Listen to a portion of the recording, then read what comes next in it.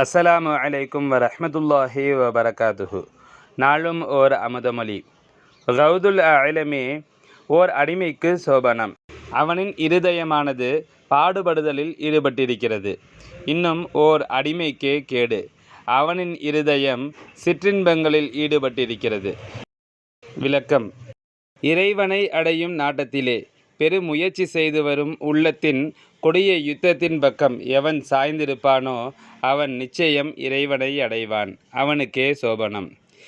எவன் தன்னுடைய உள்ளம் நான் என்னும் மமதையின் பக்கம் சாய்ந்திருக்குமே அவனுக்கே கேடு. ஏனெனில் அவன் இறைவனை அடையாத வழிகட்டவன்.